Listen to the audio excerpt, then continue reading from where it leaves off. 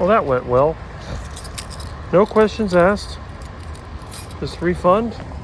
Another great experience at the old Harbor Freight. People laugh a lot about how poor quality Harbor Freight stuff is. But Harbor Freight doesn't try to be a fancy place. They know that it's just good enough. It's not great, not bad, it's just good enough, which is all we really need in most cases. I like using Harbor Freight tools for the kind of work that I do because occasionally things will break and things will get lost. And what I found is that even the higher end stuff, it breaks. And when it does break, it can be a real mission to fix it. So there's really no advantage to it. All right, let's get this locked up and let's get moving. Now, what I was talking about earlier was the whole idea of food and why people eat what they do and why they don't do things that are healthy. You can see people walking around that look pretty unhealthy and their kids don't look so great either. And it's been normalized. You think about it.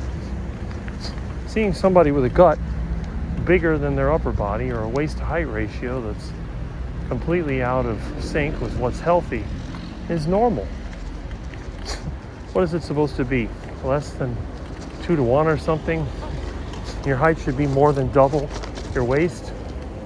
Let me take a quick look over here. Just boxes. And that one's empty. It's always good to take a quick look. Never know what you'll find in the old dumpster.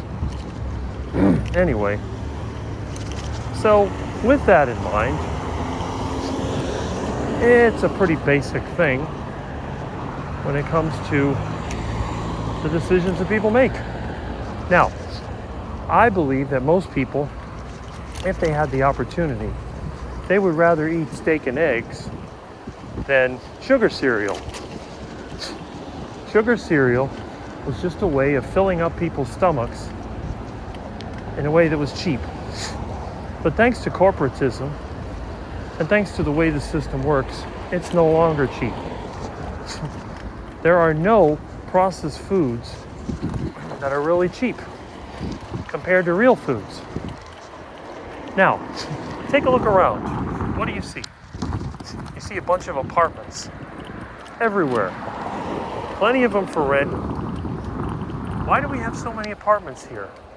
When I was a kid, you know what this neighborhood was? That's right. This was all mango and avocado groves and cow pasture. This whole area, thousands of acres, it was all farms. And I remember along the power lines, which you'll see in a little bit, they even had corn and tomatoes growing out there. So up until about 1980, this entire neighborhood was agricultural. But when you look at it now, there's nothing agricultural. There may be a couple of fruit trees in a few yards, but this is not an agricultural place. Now the question is, why would you convert productive agricultural land that builds wealth into a bunch of homes, apartments, and whatever that act as a place to spend wealth? None of these properties produce anything of value. The only thing they're good for is a place to live. And the thing is, before this was built, people had places to live. So why did this become what it is? Well, it's because of that whole debt cycle. You see, in order for banks to create debt, they have to do so through assets. And an asset is something that costs money. And generally an asset is going to be something that is going to increase in value. Now, you could think of a farm as an asset because the farm basically produces food. So every year you're going to have food that's produced, and that's going to be the asset that you can use. Pretty nice. Problem is, it doesn't work that way. And why not? Because properties like this decrease in value because they need constant maintenance. So in order to maintain one of these apartment buildings, they have to constantly be worked on.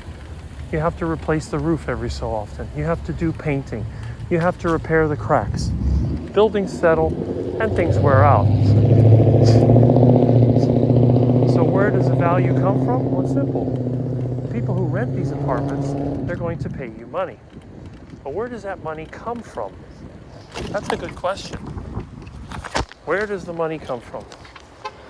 The money comes from whatever income they have, which is typically some type of job. In the old days, it could have been people working in agriculture. But today, that's no longer the case. Most people have some type of office job or something similar, which means they rely on external assets. What we have here is not good.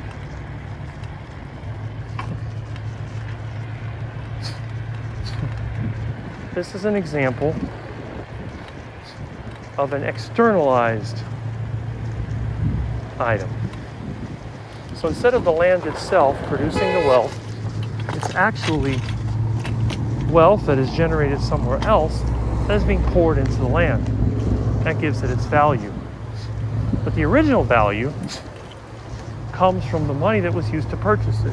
When this was all farms, when I was a kid, somebody had to come up with the money to buy this, and then the money to build all this, and turn what was a nice place into this garbage can with concrete walls, streets, few trees, and the only empty land left is the well field.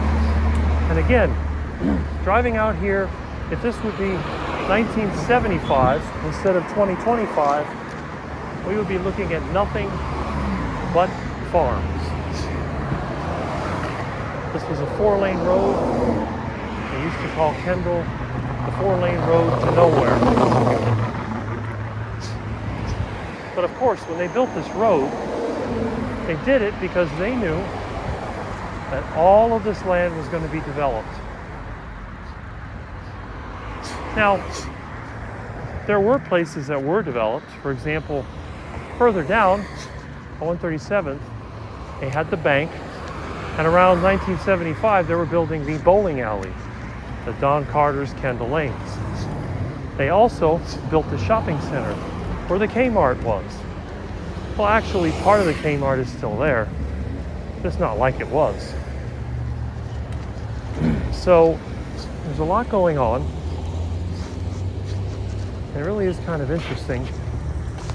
Let's see. Anyway. See if we got it. The ability to create debt out of nothing is the reason why all this got built. And once it got built, as long as you could get people to spend the income that they generated from somewhere else to support this, it could continue. Now, what would happen if somehow that income stream got cut off? Well, for example, over here there's a CVS. I don't know anyone that really goes there except to pick up medications. What would happen if en masse, a lot of people simply didn't need medications anymore? How many people would go into the CVS? Probably not a lot, because CVS doesn't sell its stuff cheaper than other businesses. And if that's the case, then explain to me how they would stay in business. Oh boy. Anyway, see if we can get here before this person turns. What would start to happen? These businesses would not be able to pay their rent, and they would close. The people that work in the businesses, they would lose their jobs. Maybe some of them live around here. And eventually what would happen? Well, they would have no choice but to not pay their rent and become evicted. Now those apartments start to become empty. But thankfully here in Miami, there's a lot of government money there's a lot of fraud that takes place. And people that don't make a lot of money, they just pile into these apartments. So there's always plenty of people to keep the game going. But what happens if a lot of people wise up and they say, you know what, I'm tired of living in this dump. I don't want to live in some crappy apartment like this. I'd rather live in a nice home.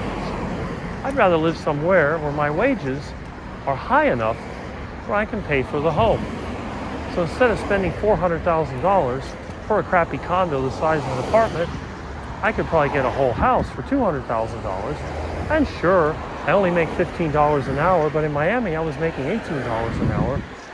So it didn't really work out, did it? And that's the best part of this whole thing.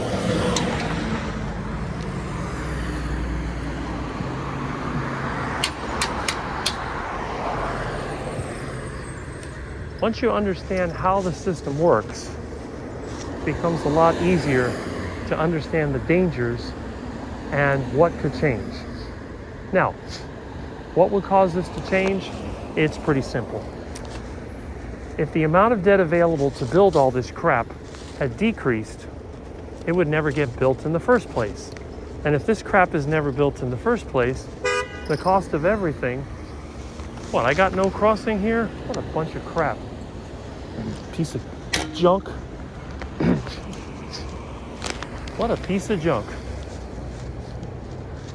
This is why a lot of times you have to just go. It's crazy. Unbelievable. Anyway.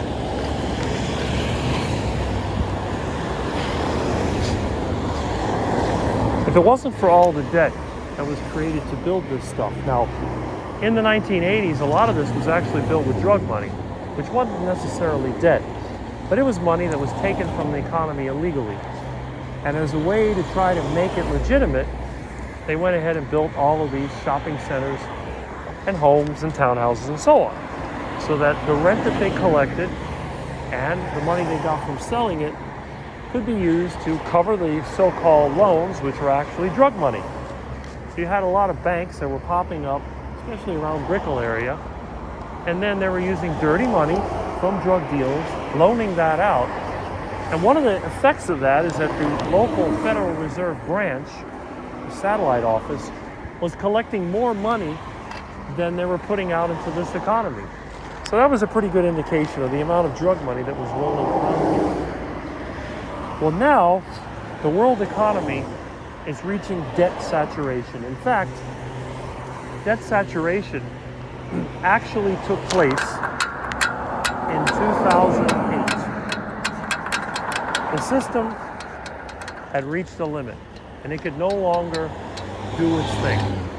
So instead of letting the system rebalance and fixing the economy, as usual, the Federal Reserve, the bank of the banks, went out there and printed trillions and trillions and trillions of dollars out of nothing to buy up government bonds and artificially lower interest rates. And that's one of the things that ended up happening to prevent a collapse that should have come in 2008. Now, it wasn't the first time they did that. They did that also previously. When did they do it? Well, in 2000. And there was another one in 1987, I think it was. Every time the system tried to rebalance itself, the Federal Reserve just came up with another creative way to shove funny money into the system and prop it up. But there's a problem here. That funny money doesn't go to us, the productive people. The funny money always goes to the parasite class, the banksters. They get unlimited funny money to do whatever they need. Now, what they do, they play a game of scarcity. They'll say, well, we're only going to give you this much. But in the end, they give them more than what they need. That way they can continue playing this game. And that is the problem. And as long as that system continues, nothing will ever get better. So, what can we do? Nothing. There's nothing we can do. No matter who you vote for, no matter what you believe, there's nothing you can do to stop this. It's an inevitable crisis. And the system will end, but it will not end with anything a politician does or anything the central bankers do. The central bankers are there to protect their wealthy benefactors. They will not protect you. The only way that this is going to change is when enough of the average people have gotten so angry, so frustrated and desperate. They're eating duck food, they're frustrated, depressed, whatever. They have nothing left to lose, then they lose it, and then what happens?